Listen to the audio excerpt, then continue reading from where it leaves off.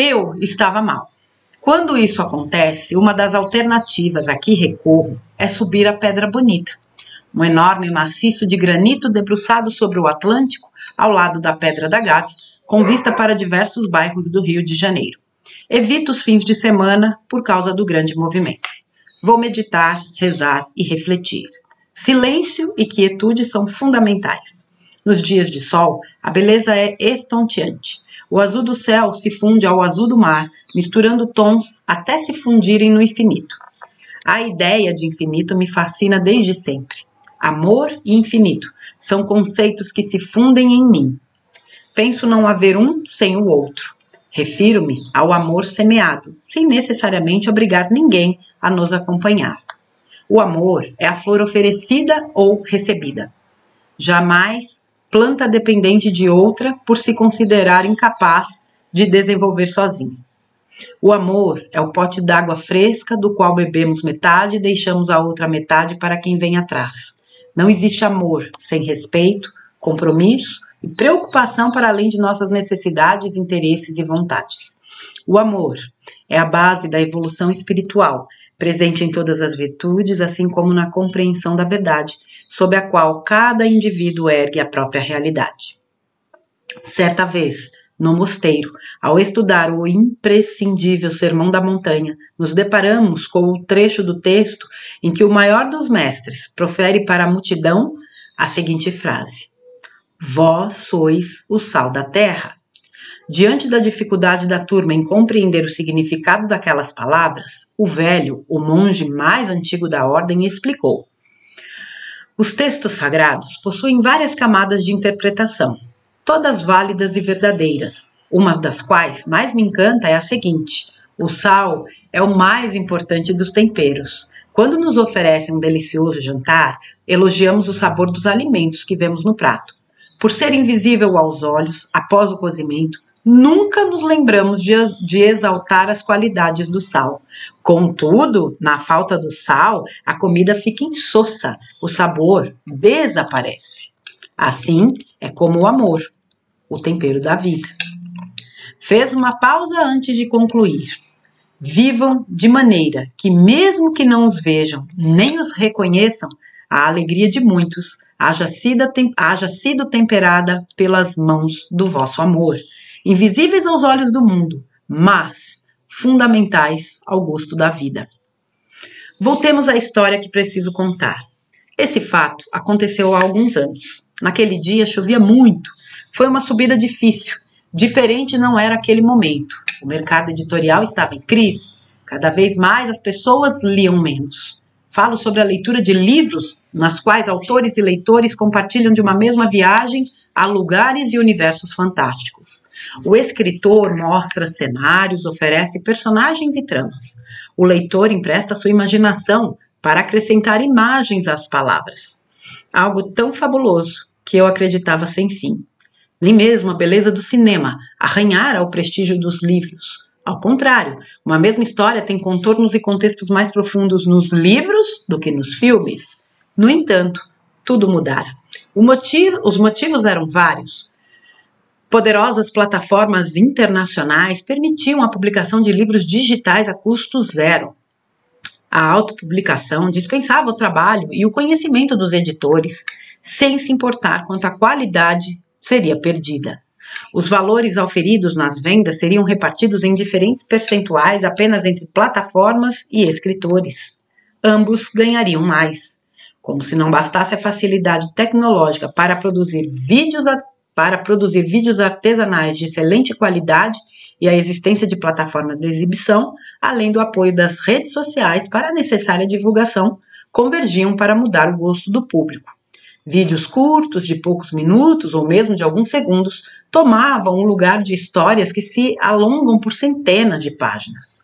Aquela viagem simbiótica entre autor e leitor, depois de séculos, estava com os dias contados.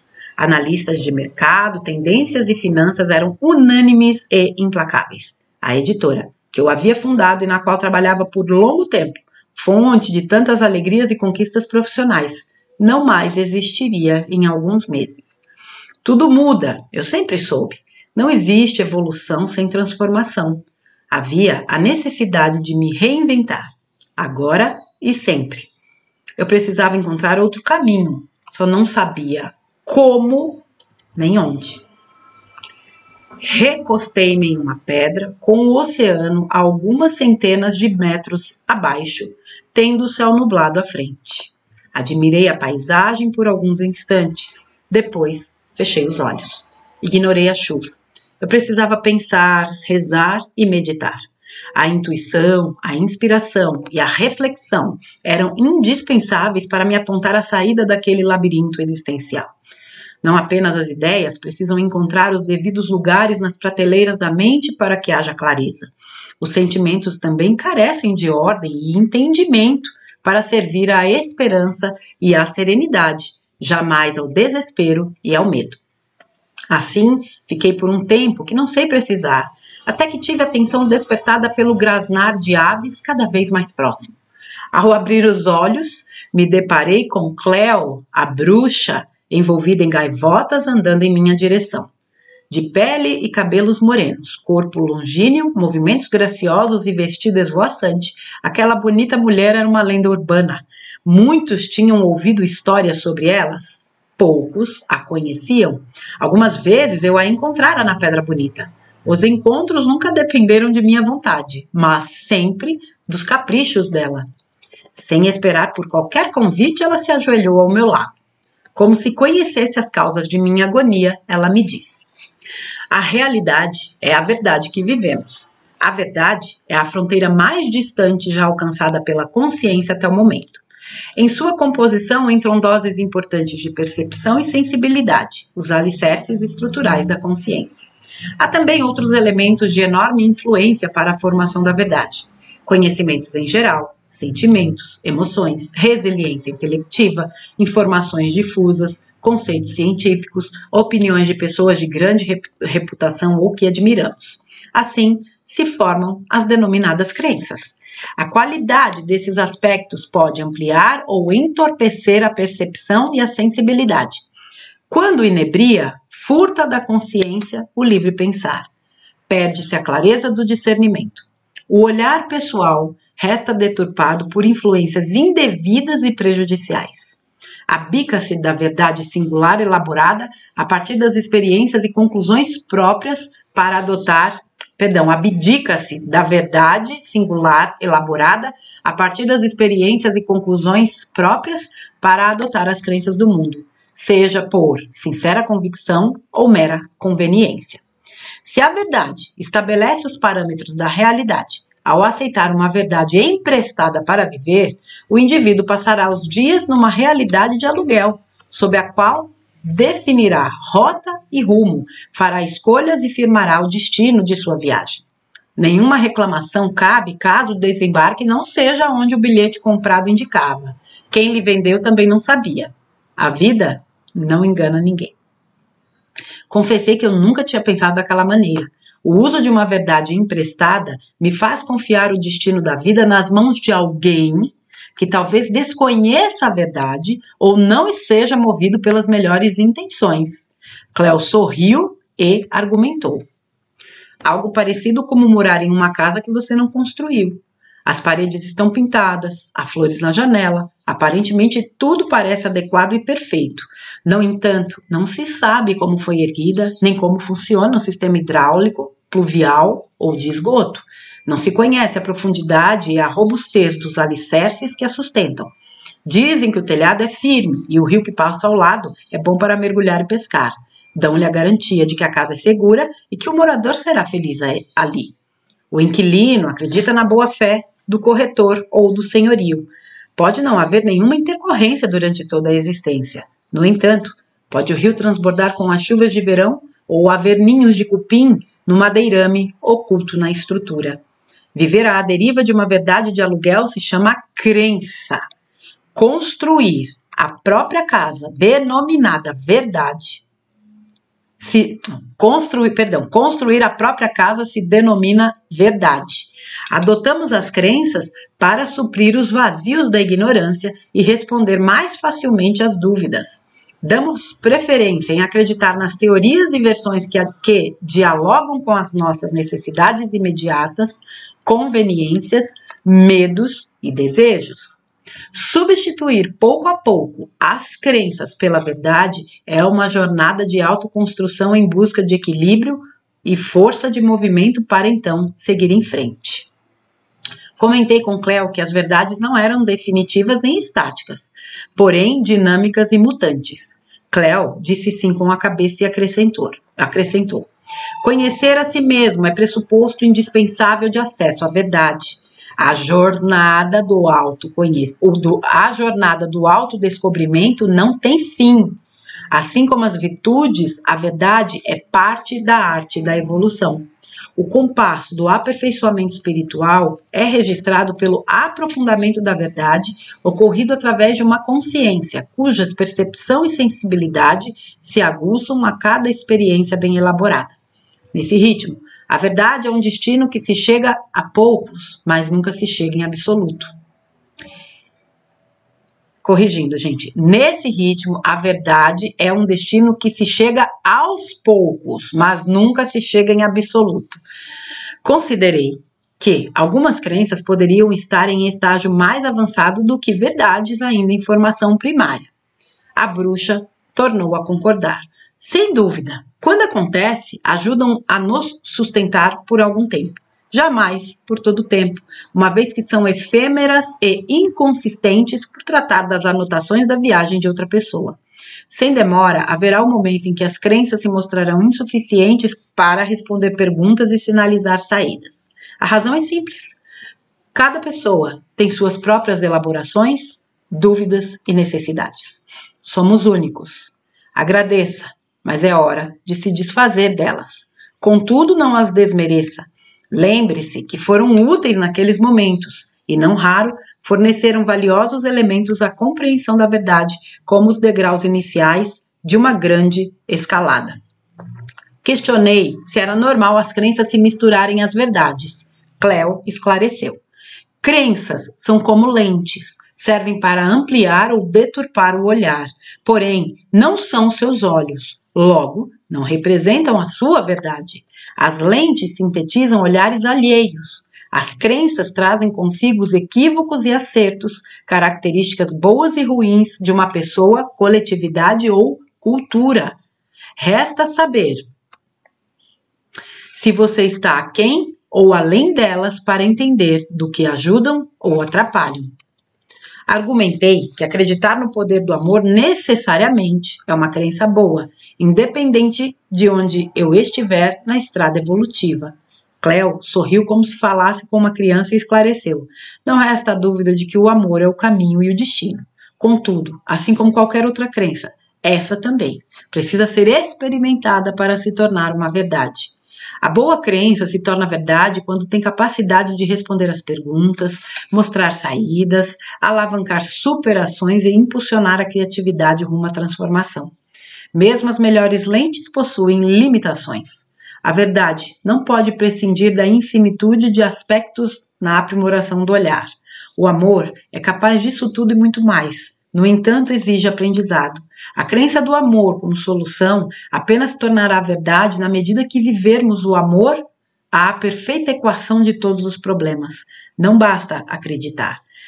Se faz necessário usar a verdade como fator de mudança para emergir uma nova e diferente realidade. Assim como o amor, a verdade não é discurso, porém ação. Em seguida, ressaltou a necessidade do respeito e da delicadeza nos relacionamentos. Por mais estranho que possa parecer, vivemos realidades distintas em um mesmo entorno material, físico e urbano. Diferentes olhares explicam múltiplas realidades pessoais, que se permeiam e misturam em relações, ora convergentes, ora divergentes. Universos ímpares se entrelaçam com suavidade ou aspereza num mundo comum a todos. O cerne da questão é que a realidade é moldada de acordo com as crenças e verdades de cada pessoa, estabelecendo pontes ou muros, construções ou ruínas, regenerações ou desistências, propósitos ou abandonos, enganos e acertos. A compreensão do poder da verdade na criação da realidade finca as bases de um importante poder pessoal. criamos e destruímos a própria realidade através das mudanças de olhar que ocorrem por intermédio das transformações intrínsecas. No compasso da evolução da verdade, adquirimos condições de remodelar a realidade de inúmeras outras maneiras. Imaginar as 1000 criações possíveis a partir de uma reestruturação interna e redentora é fascinante e encantador. Todos podem, poucos sabem. Perguntei como saber a hora de mudar e a bruxa explicou. Verdades e crenças formam o solo existencial no qual caminhamos. Quando não mais fornecem as soluções necessárias para seguirmos adiante, é como se o chão se abrisse. Desabamos. O nível da crise variará do quanto insistirmos em usar modelos de ser e viver, pensar e sentir que não mais nos permitem avançar. Em último estágio, o caos se instala para varrer a estrutura mal construída, incapaz de sustentar a evolução pessoal. Embora pareça ruim, se trata de uma dádiva. Apenas essa compreensão permitirá a regeneração, o renascimento de si mesmo, como o único jeito de redesenhar uma nova realidade. Do contrário, permanecerá aprisionado nas grades das próprias incompreensões. Rever verdades, virtudes e hábitos, assim como buscar serenidade dos sentimentos para que não falte clareza no pensar, é uma necessidade cotidiana.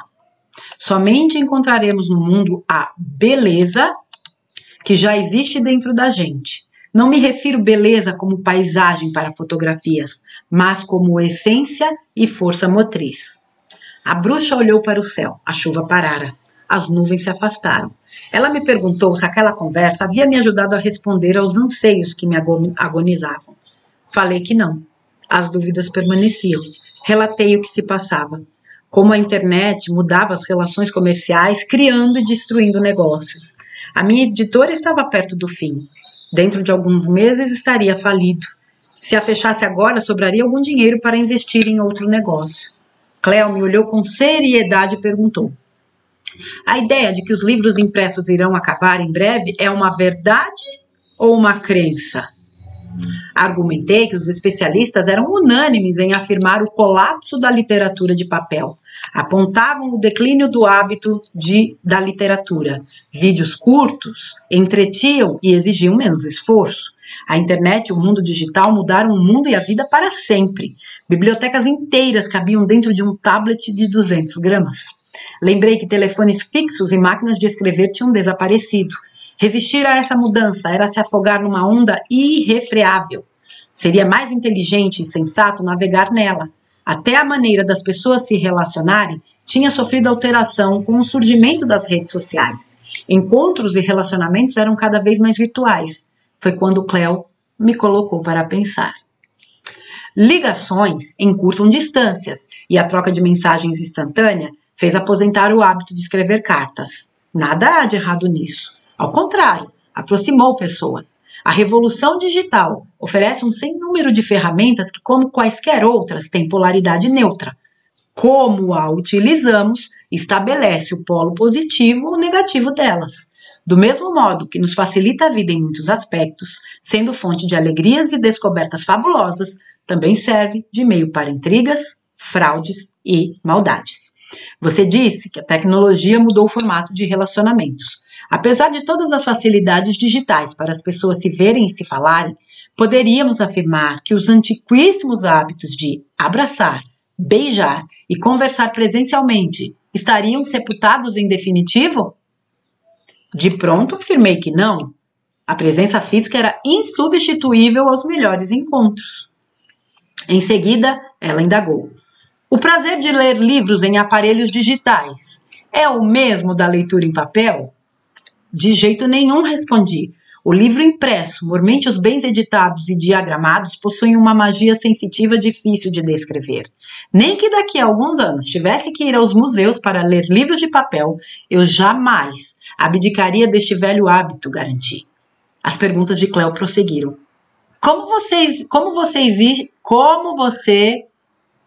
Existem outras pessoas? Falei que muitas. Até mesmo entre os mais jovens se notava preferência pelos livros impressos. Contudo, lembrei, vídeos curtos substituíam os livros na preferência do público. Ela então indagou: Um vídeo de alguns minutos, ainda que com enorme capacidade de sintetizar ideias, pode ocupar o lugar de uma leitura ampla e profunda? Seria possível mergulhar no universo reflexivo de O Mercador de Veneza, de Shakespeare, ou Ética, de Spinoza, com apenas 5 minutos de imagens e legendas? Sem medo de errar, afirmei que era impossível. A reflexão expansiva é uma estrada sem atalhos. Exige dedicação e tempo.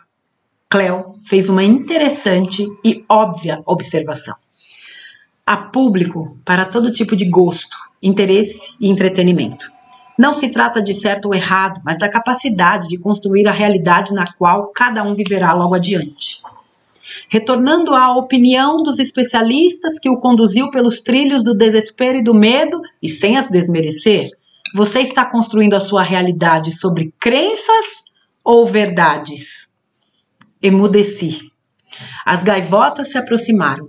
Como em um bailado místico, Cleo rodopiou, se afastando aos poucos até desaparecer.